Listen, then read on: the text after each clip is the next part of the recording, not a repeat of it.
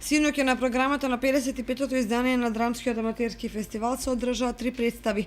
Во мултикултурниот центар во Кочани актерите од драмската секција од Богданци одиграа представата Велика во режија на Кире Ѓоргиев.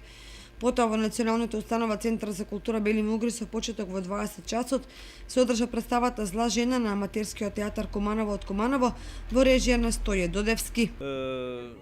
Еве во рамките на нашиот театар имаме и пензионерска група која работи и еве ја изработи представата Зла жена од Јован Стерија Поповиќ. Сега на ред се и пионерите со една детска представа, а имавме со младинци една представа од Опаку која требаше да дојде овде, од некои одредени причини не дојдоа. Во секој случај се надеваме дека до година истата таа представа ќе дојде овде.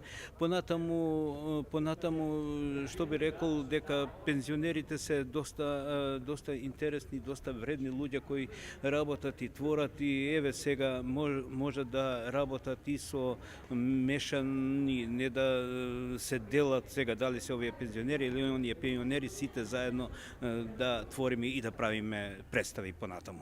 После на четвртиот ден од програмата на ДАВ беше представата Мирандолина во изведба на Националната установа Центар за култура Дебар во режија на Џевит Мифтаровски.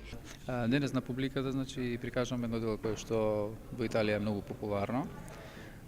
Станува збор за еден тип на комедија дел'арте, чиј автор е Карло Голдони, кој што всушност е и творец на овој тип на комедија.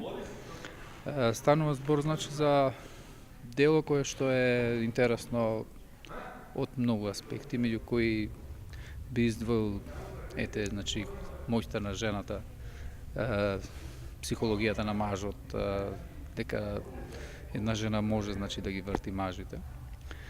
Инаку, подолго време ја спремавме представата, први ја прикажувавме во Дебар, имаше интерес и тоа добар интерес. Отприлика работиме, гледате како што видовте со средношколци повеќе. Саботи работиме обично, па не знам 3-4 месеци.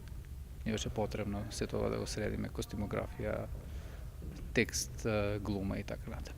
Денеска е последен ден од 55-тото издание на Драмскиот аматерски фестивал, а веќе утре со почеток во 20 часот кочанчани ќе имаат можност да ја проследат представата Чао пријатно во режија на Синиша Ефтимов и драматург Дарко Јан Спасов. А потоа следува доделувањето на наградите.